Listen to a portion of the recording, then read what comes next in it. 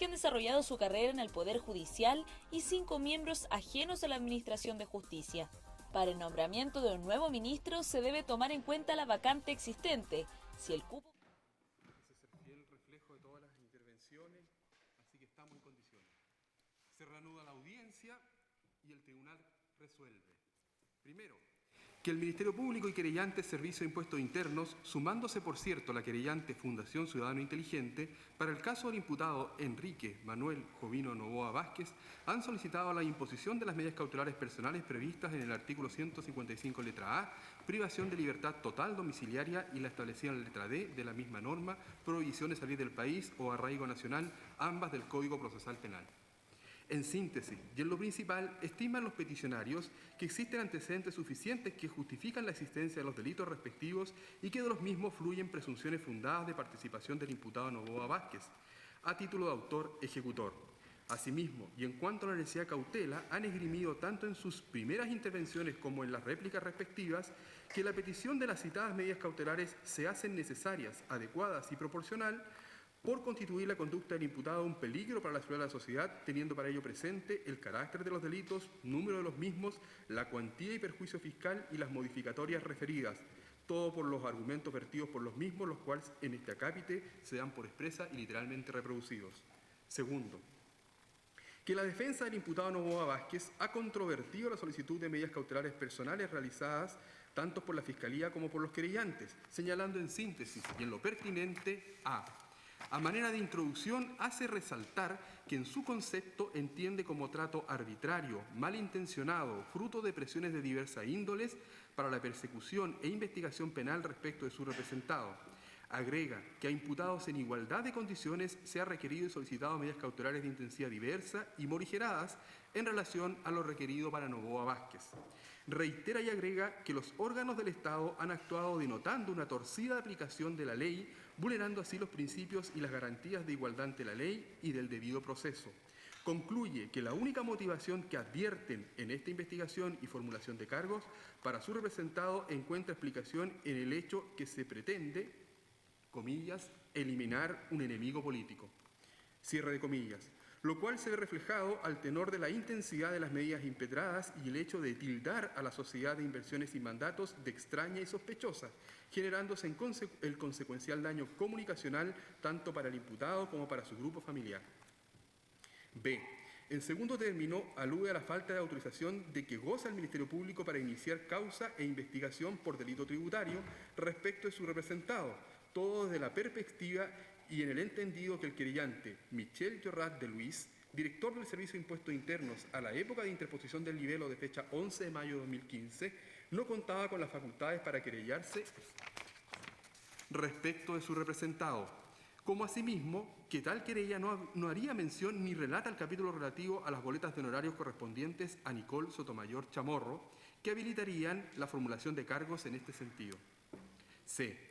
Agrega que ante el propio Servicio de Impuestos Internos y a solicitud del propio imputado se han realizado pagos que derivaron en la condonación de impuestos, que por cualquier concepto le corresponda a la sociedad anónima Inversiones y Mandatos, y que por los propios registros de tal repartición pública recaudadora de tributos se extrae que la solicitud que representa su patrocinado nada deuda a la fecha, sin embargo, de reconocer que el proceso final de liquidación aún se encuentra en curso y no ha finalizado por ahora. D. Para finalizar, y en lo que dice relación a la necesidad de cautela, esgrime que a su juicio concurren en favor del imputado las minorantes del artículo 11 número 6, 11 número 7, 11 número 9, todas del Código Penal. Enfatiza que el imputado no se vería perjudicado por circunstancia agravante alguna de responsabilidad criminal, como las pretendidas por sus legítimos contradictores. Agrega en particular que en relación a la colaboración sustancial, la misma dista del matiz que le pretende conceder al Ministerio Público. La misma no se configuraría únicamente con lo que el persecutor penal quiere escuchar y en el momento que lo quiere escuchar. Esta parte hace hincapié en declaraciones reproducidas en la audiencia, dando una interpretación diversa a la pretendida por la Fiscalía. Valga como ejemplo la declaración del testigo Carlos Lira. Y en particular y en general por todo lo señalado por esta parte en estrados según los argumentos hechos presentes y expuestos que en igual término sean por expresa y literalmente reproducidos en este acápite. Tercero, analizando y ponderando las solicitudes de los intervinientes, y en primer término en cuanto a las alegaciones de la defensa del imputado Noboa Vázquez, en cuanto a la cuestión previa de calificar la investigación dirigida contra el mismo de torcida, malintencionada, trato desigualitario, eliminación de un enemigo político, daño comunicacional y otras acepciones, se omitirá pronunciamiento por revestir y constituir las mismas consideraciones de índole valórica que no han sido consideradas por el legislador al momento de regular y establecer el estatuto y reglamentación de medidas cautelares en un proceso criminal legalmente tramitado. En segundo lugar, y en cuanto a la falta de autorización que detentaría el persecutor penal para iniciar investigación que decante en formalización respecto a su representado, como cuestión previa no debemos desatender los argumentos atingentes y que en este mismo sentido se ha pronunciado el tribunal a propósito de incidente de nulidad presentado e intentado por esta parte, desestimando los argumentos de la defensa del imputado Noboa Vázquez el pasado 20 de mayo del año en curso, que en lo pertinente y por economía procesal se da por expresamente reproducido. Sin embargo, y sin ánimo de desatender la controversia del solo mérito del ordenamiento procesal y tributario vigente, se advierte que el propio artículo 174 del Código Procesal Penal consigna los requisitos que debe contener la denuncia como actuación válida y legítima para iniciar proceso criminal, en cuanto que la misma debe contener la identificación del denunciante, la narración de las circunstancias del hecho, la designación de quienes lo hubieran cometido y de las personas que lo hubieran presenciado o que tuvieran noticia de él, todo en cuanto le constare al denunciante. No exige entonces la individualización de la persona que cometió el hecho solo si le consta al denunciante. A su turno, la norma del artículo 113 del mismo cuerpo legal consigna los requisitos de las querellas, faculta para que al ignorarse la identidad de los autores, éstas puedan dirigirse para que se proceda a la investigación del delito y al castigo de él o los culpables. Asimismo, la norma especial citada por los intervinientes, artículo 162 del Código Tributario, al prescribir que las investigaciones de hechos constitutivos de delitos tributarios sancionados con pena corporal solo podrán ser iniciadas por denuncias o querella del servicio, no estableció ningún requisito adicional a los previstos en las reglas generales del Código Procesal Penal. Disposiciones que, por cierto, deben ser analizadas y conjugadas con los datos aportados por los intervinientes en este sentido. Es pacífico y quedó de manifiesto que incluso con anterioridad a la petición de formalización del Ministerio Público respecto al imputado Noboa Vázquez, se habría ya presentado una denuncia con fecha 8 de octubre del 2014 por parte del Servicio de Impuestos Internos y mediante la cual se denunciaban una serie de hechos que el servicio calificó como constitutivos de delito descrito y sancionado en el artículo 97, número 4, inciso primero y final del Código Tributario, que se habrían cometido por los representantes de la empresa Penta S.A., que dice en relación con la incorporación de boletas y o facturas ideológicamente falsas, las que se presentó nominativamente contra algunas personas, pero también en contra de todas las personas que resulten responsables y en la que se mencionan como hechos de la denuncia, entre otras, la emisión o incorporación de facturas emitidas por la empresa Inversiones y Mandatos S.A., empresa que, por cierto, y de acuerdo a la querella presentada por el Servicio de Impuestos Internos con fecha 11 de mayo del 2015, su representante legal sería Jovino Noboa Vázquez. Ahora, y en cuanto a que el compareciente por el Servicio de Impuestos Internos, su director a la época de presentación de la querella, Michel Llorat de Luis, carecía de facultades suficientes para ejercer la acción penal pública, del propio mérito y análisis de su querella se advierte que a la citada época detentaba la calidad y representación que invoca, que por cierto, conforme a la norma respectiva del Código Tributario, entiéndase 162, lo autoriza a realizar tal presentación, como que también del mérito de los documentos acompañados al libelo se concluye que el mismo, ya desde fecha 23 de marzo de los corrientes, fecha anterior a la presentación de la querella, había sido ratificado en su cargo por decreto emanado del Poder Ejecutivo. Como que también se advierte que los mandatarios judiciales consignados en el quinto trocí del cuestionado libelo gozaban de la habilitación suficiente para comparecer y deducir la querella en los términos expuestos, razones suficientes para desestimar en este punto la controversia del auxiliar del imputado. En tercer lugar, y en cuanto al proceso de condonación de gravámenes realizadas por el Servicio de Impuestos Internos,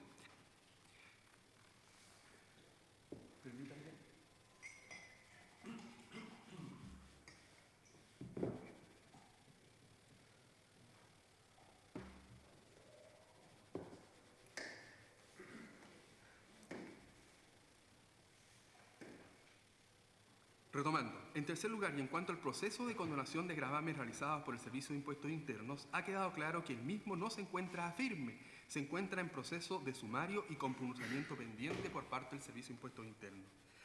Finalmente, y en lo que dice relación con las circunstancias minorantes invocadas, pronunciamiento en cuanto a la regla de reiteración de los delitos, falta de sanción para el caso de la infracción del artículo 64 de la Ley 16.271, prognosis de penas aplicable en los casos concretos y valoración de los testimonios de los testigos esgrimidos por la defensa, se estará lo que en su oportunidad y más adelante se detalle en cuanto y en relación a la necesidad de cautela.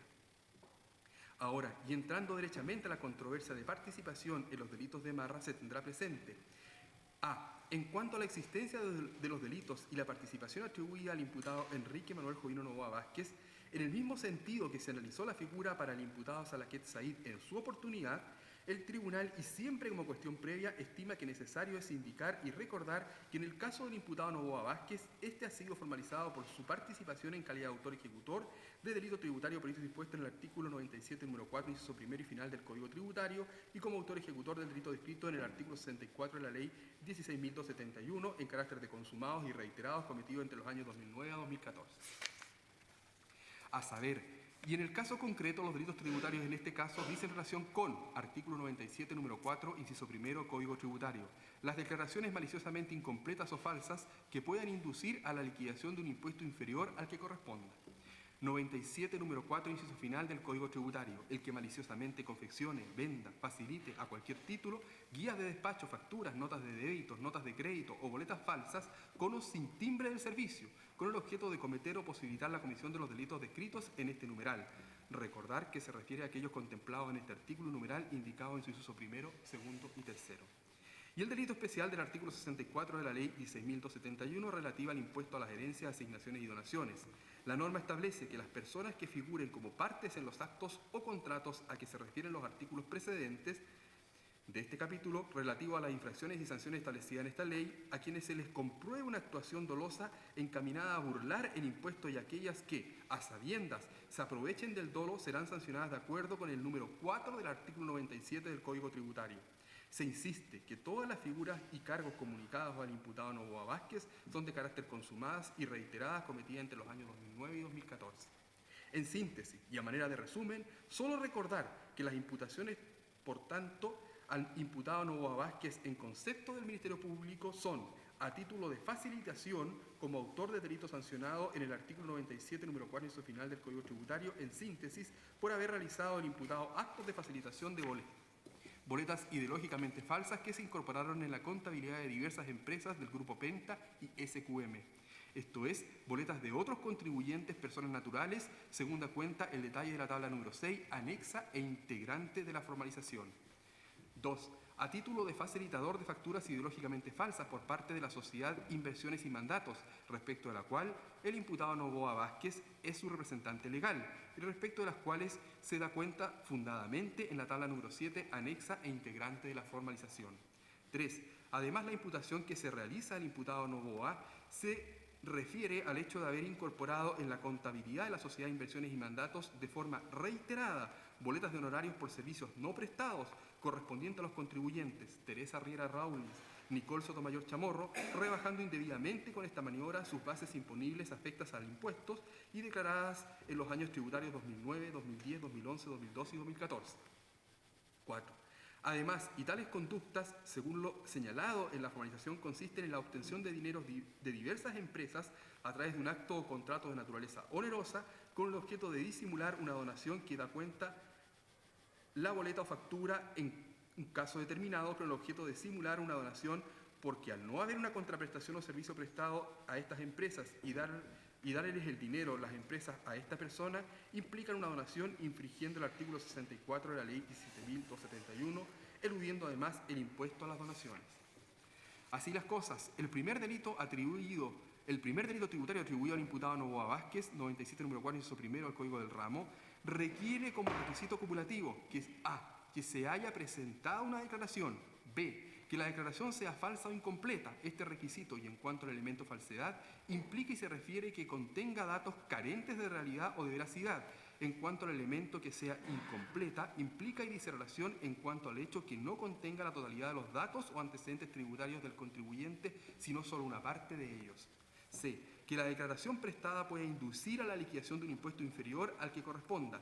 Esta exigencia determina que los vicios de que adolece la declaración deben incidir en la parte de fondo de la misma y no en aspectos meramente formales, como por ejemplo el domicilio del contribuyente. En cuanto a la naturaleza del requisito, nos permite concluir que estamos en presencia de un delito de acción, porque requiere del sujeto activo el cumplimiento de una obligación de hacer, confeccionar y presentar una declaración tributaria. Y las cualidades de dicha declaración son las que van a permitir determinar si se configura o no un delito tributario. D. Que la falsedad u omisiones sean maliciosas. En este punto, el tribunal se remite a lo ya antes expresado en la audiencia de fecha 22 de junio pasado respecto al elemento malicia o dolo exigido por el legislador para el caso de las figuras típicas, dándosele por expresamente reproducido en esta Cámara. Solo cabe recordar y tener presente que el sujeto activo debe haber actuado o incurrido en ellas con el propósito definido de privar al Estado de percibir los impuestos que le correspondan.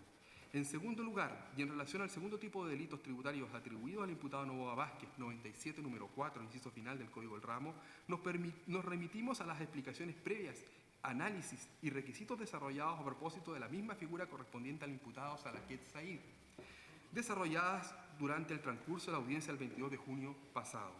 Finalmente, y en relación al tercer capítulo formalizado respecto de la figura del artículo 64 de la Ley 16.271, se explicaría por el mérito de las comunicaciones de cargos en el sentido de haberse celebrado contratos onerosos por los cuales se ocultaron traspasos a título gratuito entre diversas sociedades del Grupo Penta y el imputado Jovino Novoa Vázquez, explicando el persecutor que jamás existió contraprestación efectiva de servicios, todo con la finalidad de burlar el impuesto a las donaciones que habrían correspondido pagar por dichas operaciones al donatario de los dineros, si las operaciones realizadas por las partes hubieran sido reales. Así las cosas, y teniendo claridad en cuanto a los delitos, sus exigencias y requisitos, es dable analizar y detallar los antecedentes que a juicio del tribunal constituyen y justifican la existencia de los mismos y permiten presumir fundadamente la participación a título de autor ejecutor del imputado Jovino Novoa Vázquez, conforme lo establecido en las letras A y B del artículo 140 del Código Procesal Penal. A saber, se ha tenido presente el mérito según lo sostenido en audiencias por el Ministerio Público y los querellantes. 1. Declaración de Carlos Delano Abot, prestada en sede del Ministerio Público con fecha 5 de enero de 2015, imputado y querellado en esta causa, operador de la empresa Penta S.A., que en lo pertinente indica, a su pregunta, tengo una admiración superior por Jovino Novoa. Agrega que Jovino Novoa no concurrió ni pidió dineros para él, sino solicitó aportes económicos para candidaturas de campañas políticas de personas afines a él. Agrega que se le aportó a Jovino Novoa la suma de 25 millones de pesos aproximadamente para los fines indicados. A su pregunta, Jovino Novoa fue varias veces a reunirse conmigo, en algunas ocasiones acompañado por la candidata doña Ena Bombaer. A su pregunta, en la reunión anterior solicitó expresamente aportes para la candidatura de Ena Bombaer. Para esto hablé y di instrucciones al respecto a Hugo Bravo López. A su pregunta, a Hugo Bravo López le indiqué los montos en dinero que se le debían aportar a Jovino Novoa. Refiere que Hugo Bravo vería la fórmula para concretar esos aportes. A su pregunta, las facturas de las sociedades Inversiones y Mandato no corresponden a ningún servicio que se le haya prestado por la misma a Empresas Pentas y a Inversiones Pentas 3 Limitada.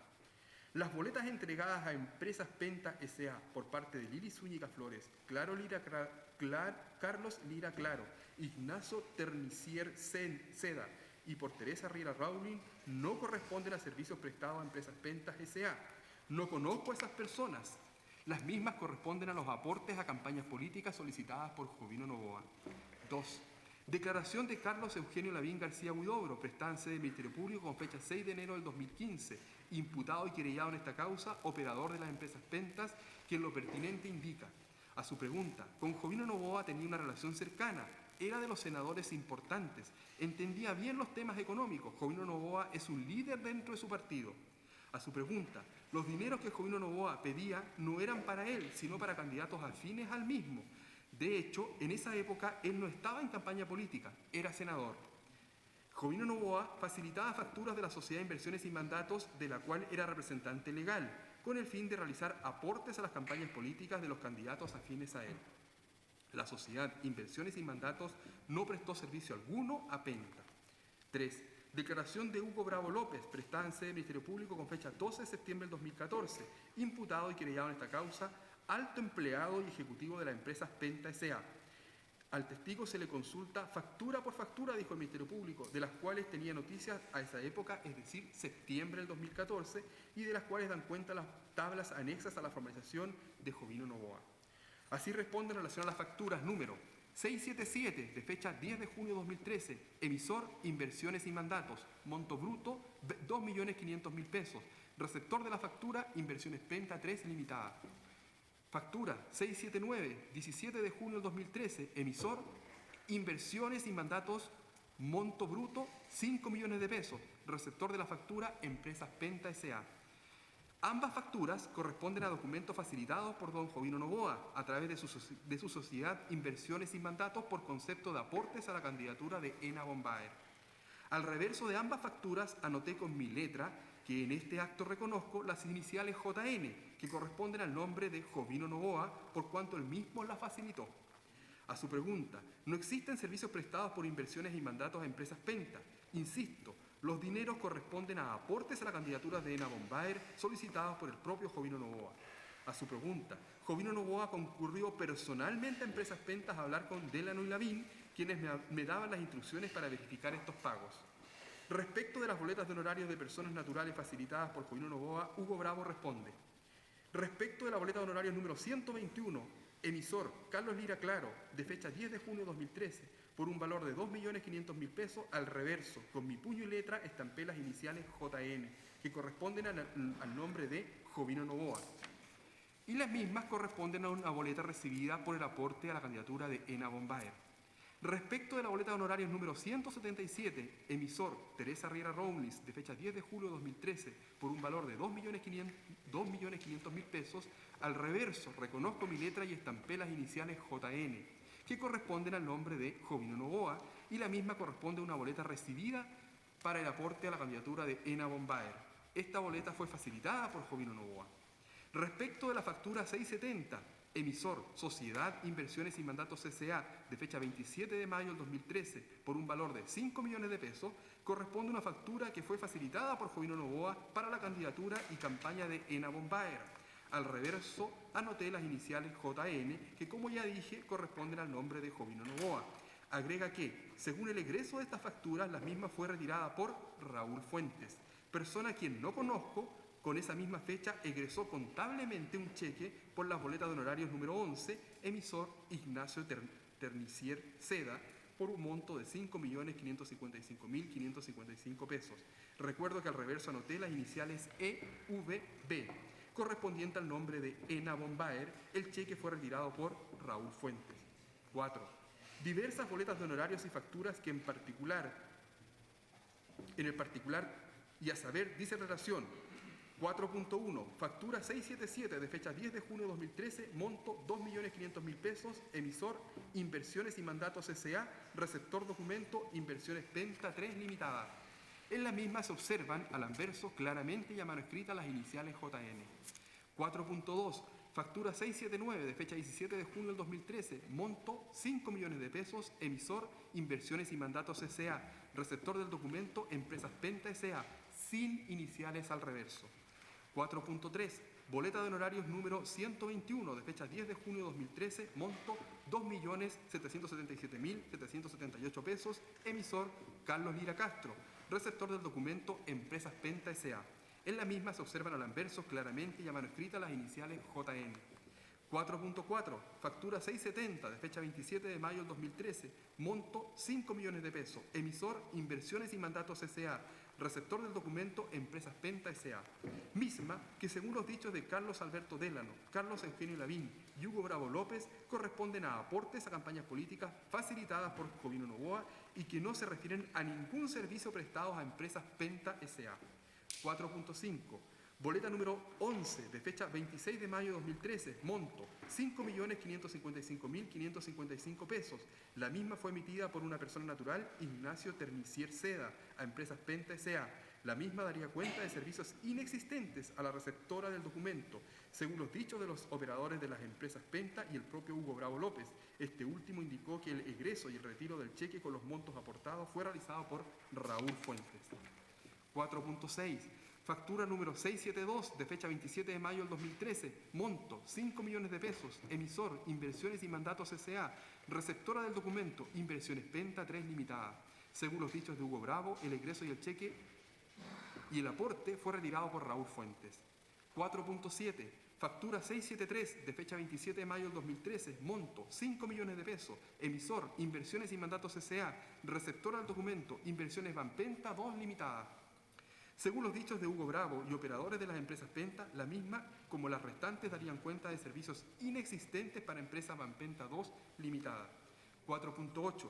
Factura 678 de fecha 10 de junio de 2013, monto 2.500.000 pesos, emisor Inversiones y Mandatos S.A., receptora del documento Inversiones Banpenta 2 Limitada. Según los dichos de Hugo Bravo y operadores de empresas Penta, la misma, como los restantes, darían cuenta de servicios inexistentes para empresa Banpenta 2 Limitada. 4.9. Boleta de honorarios número 177 de fecha 10 de junio de 2013, monto 2.777.778 pesos. Emisor, persona natural, Teresa Riera Rawlins, receptora del documento, Empresas Penta S.A. 5. Declaración de Carlos Lira Castro, prestada en sede del Ministerio Público, 15 de octubre del 2014, quien en lo pertinente indica, a su pregunta, emití la boleta de honorarios número 121 de fecha 10 de junio del 2013 por el monto de 2.777.778 pesos. La receptora del documento fue Empresas Penta S.A. A su pregunta, la boleta anterior la emití por expresa solicitud de don Jovino Novoa. Conozco a Jovino Novoa hace más de 14 años, toda vez que me desempeñé como procurador judicial del estudio jurídico Guerrero y Olivos, del cual era socio Jovino Novoa. Esta boleta 121 la emití y se encuentra dentro de los encargos que me hacía don Jovino Novoa. Novoa me solicitaba emitiera las boletas de honorarios a Empresas Penta. No realicé ni presté servicio alguno a Empresas Penta. Yo hice la boleta número 121, mi clave de servicio impuesto la conocía y manejaba la secretaria de Jovino Novoa, doña Bernardita Chamorro. Insisto, no presté servicio alguno a Empresas Penta, no tengo relación alguno con dicha empresa. La solicitud de facilitación de mi boleta me la pidió personalmente Jovino Novoa. Los dineros de que de a cuenta la boleta 121 los percibí, no los devolví a Empresas Penta, se los entregué a Jovino Novoa.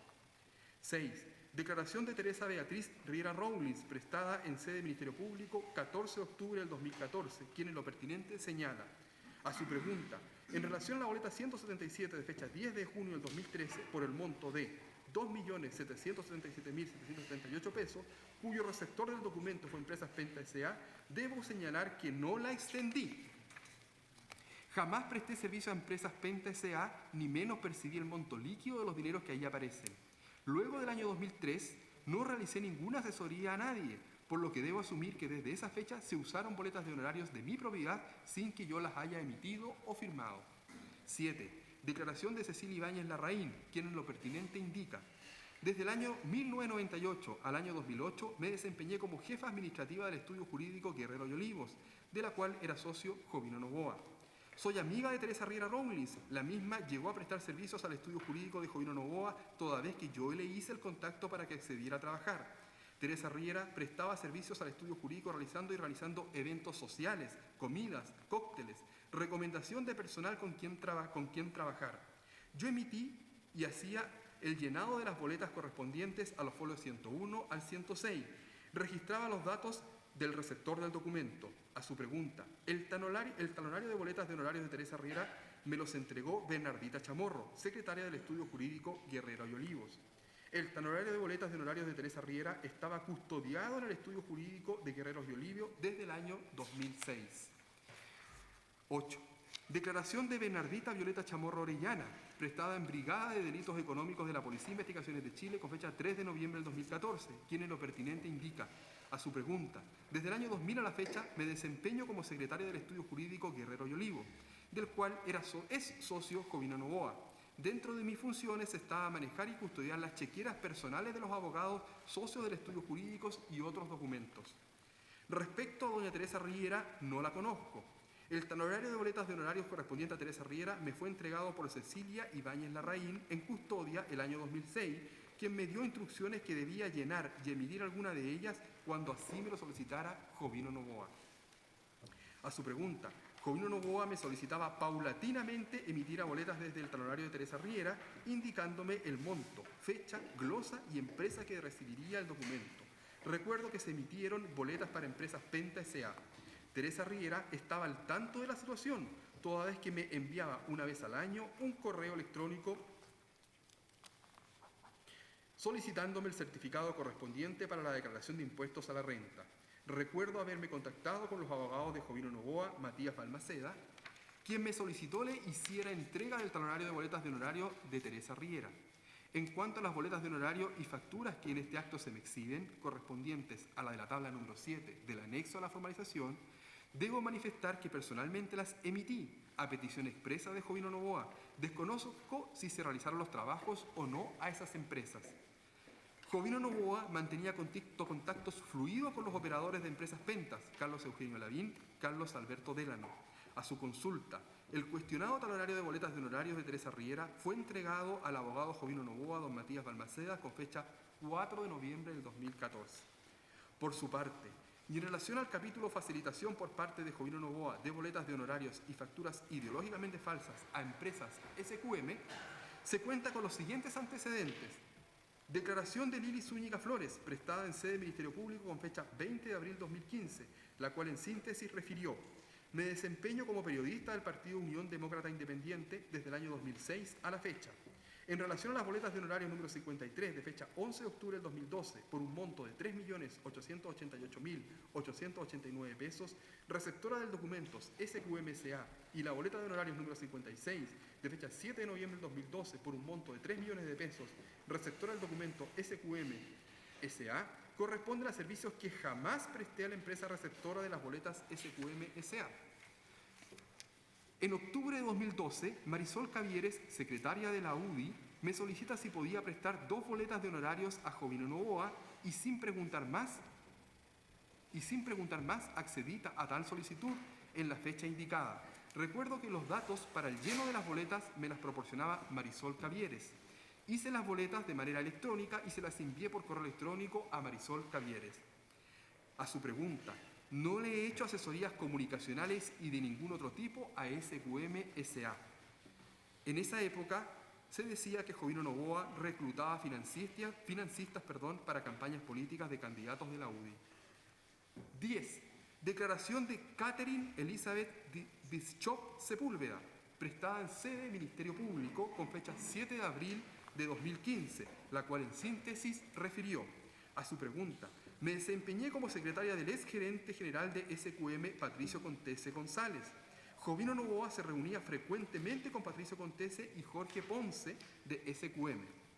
Respecto de las boletas de honorarios número 53 y 56 emitidas por Lili Zúñiga, de la cual fue receptora SQM, en octubre y noviembre del 2012 no corresponden a ningún servicio prestado por la titular de las mismas a empresas SQM. Asimismo, y en relación al capítulo facilitación por parte de la Sociedad de Inversiones y Mandatos, cuyo representante legal es Jovino Novoa, de boletas de facturas ideológicamente falsas a empresas Penta S.A. y boletas de honorarios ideológicamente falsas facilitadas por personas naturales e incorporadas a la contabilidad de Inversiones y Mandatos S.A., se cuenta con los siguientes antecedentes. Diversos documentos, boletas y facturas de que da cuenta las tablas número 7, número 8, anexas a la formalización y las cuales se dan por expresamente reproducidas.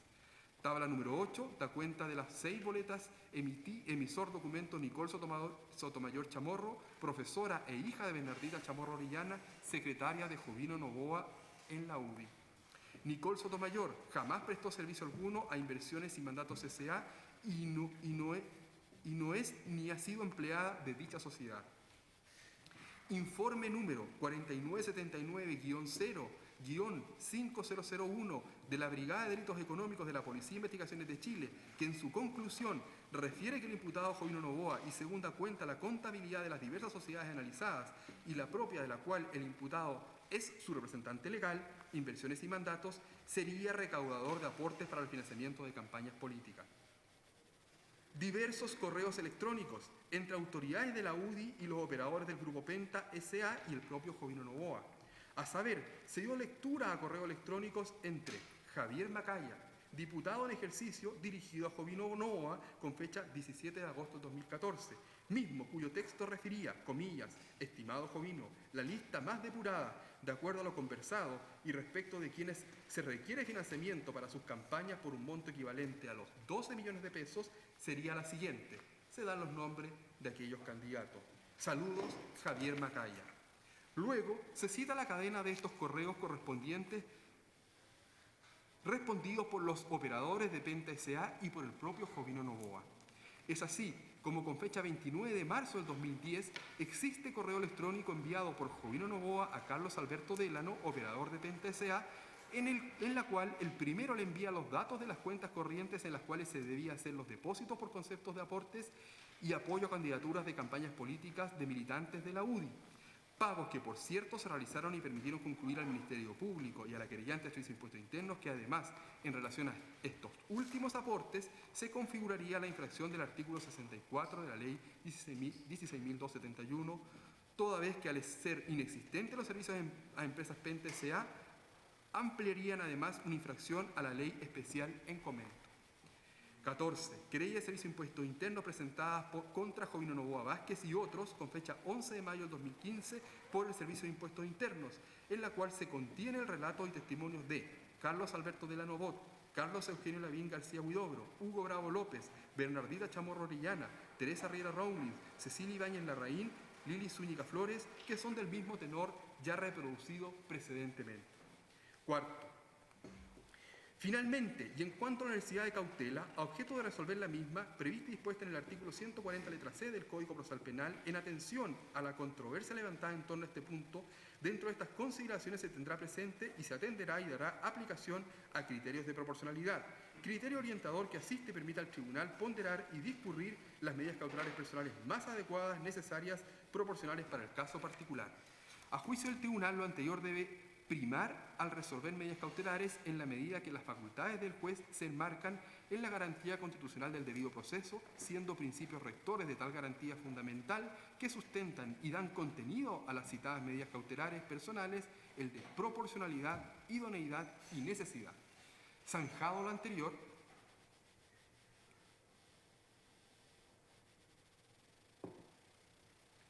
emitiendo pronunciamiento respecto a las circunstancias modificatorias de responsabilidad criminal, generales y especiales alegadas por las partes, 1.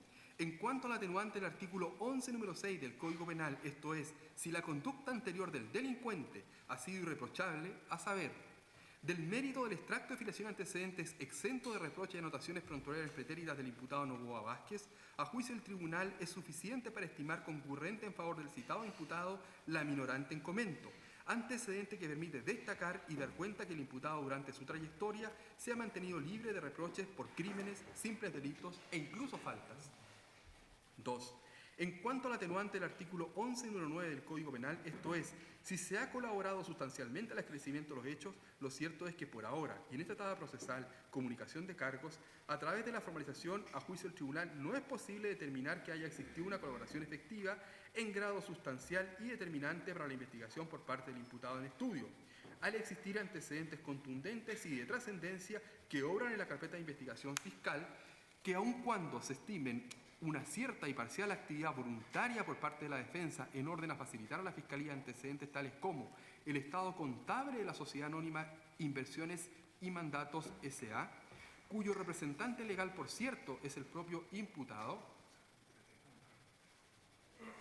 y la entrega del talonario de boletas de honorarios a nombre de Teresa Riera Rowling, existen otros antecedentes que permitieron al Ministerio Público llevar adelante esta investigación, aún con prescindencia de tales gestiones desplegadas por el propio imputado. A mayor abundamiento y segunda cuenta el mérito de la causa, la propia Fiscalía se hace de la contabilidad de la sociedad referida en virtud de autorización judicial otorgada por este tribunal con fecha octubre de 2014. Todo lo anterior que sin perjuicio que en etapas más avanzadas del proceso, incluso por mandato de ley, entiéndase en el marco de un procedimiento abreviado, eventualmente se configure y reconozca la minorante de estudio. 3. En cuanto al atenuante del artículo 11, número 7 del Código Penal, esto es, Si se ha procurado con celo reparar el mal causado o impedir sus ulteriores perniciosas consecuencias, este tribunal estima que existen antecedentes para emitir pronunciamiento en favor de la circunstancia atenuante en estudio.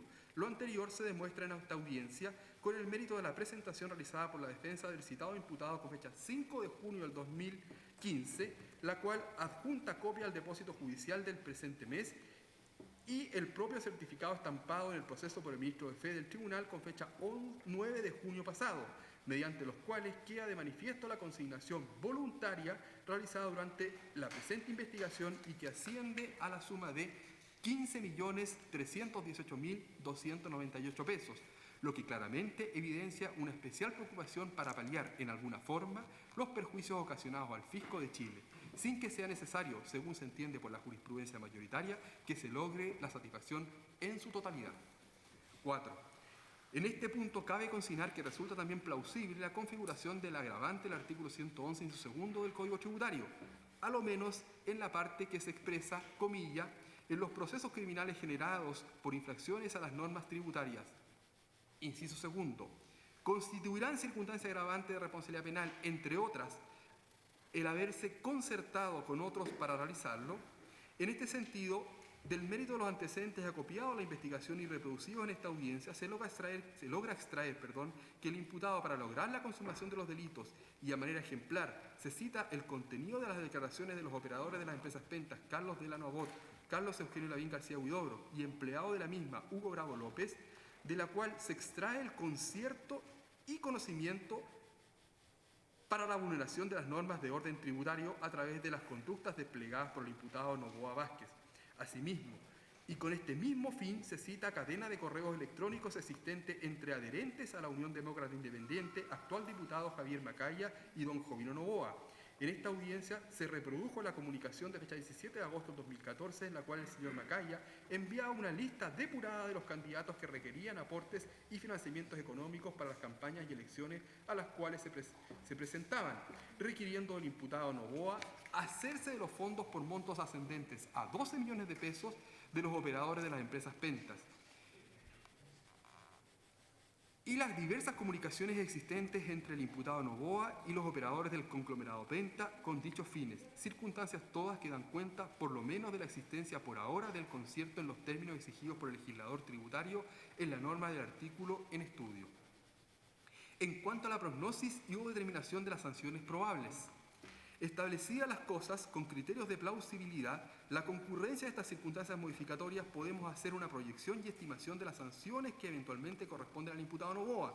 En cuanto a la determinación de la pena corporal aplicable a juicio del tribunal y estimando la figura con sanción más grave, por cual ha sido formalizado 97, número 4, inciso primero del Código Tributario, misma que establece que la pena de presidio menor en sus grados medio a máximo y multa de 50 al 300% del valor del tributo eludido, conforme a los hechos acreditados por haber acontecido las infracciones a la ley tributaria sancionadas con pena corporal en más de un ejercicio comercial anual, puesto que los hechos acontecieron entre los años 2009 y 2014, estamos ante una reiteración, conforme al artículo 112 del Código Tributario, el que dispone que en los casos de reiteración de infracciones a las leyes tributarias sancionadas con pena corporal, se aplicará la pena correspondiente a las diversas infracciones estimadas como un solo delito, aumentándolas en su caso conforme a lo dispuesto en el artículo 351 del Código Procesal Penal, el que a su vez señala que se puede aumentar la pena en 1 o 2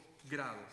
Así las cosas, considerando el tribunal un aumento de la pena en 1 grado, a contar del grado máximo y manteniendo la regulación en el umbral inferior del mismo, determinado así que benefician al imputado 2 circunstancias atenuantes y al menos podría haberse perjudicado por una circunstancia agravante especial como en las antes comentadas, se colige que las sanciones probables en cuanto al marco penal, puede alcanzar también una pena aflictiva, como es el caso de los imputados Salaquet Said y Cardamil Herrera en esta causa.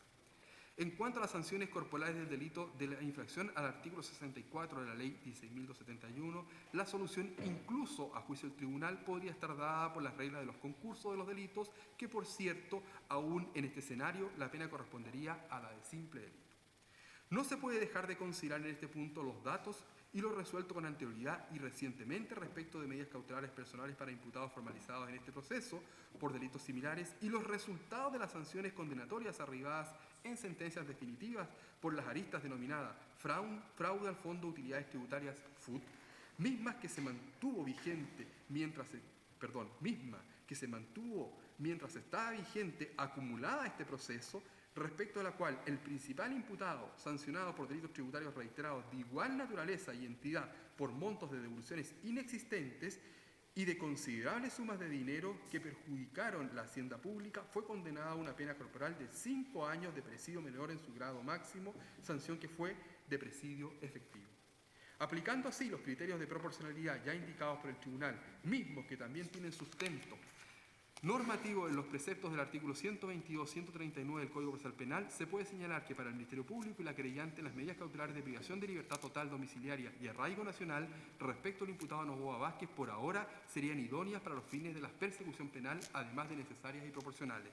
Por su parte, la defensa postula y hace planteamientos en orden a que efectivamente existen otras cautelares que pueden asegurar el cumplimiento de los fines esgrimidos por la Fiscalía y querellantes, a saber, sería proporcional únicamente la prevista en el artículo 155, letra D, del Código Procesal Penal, arraigo nacional.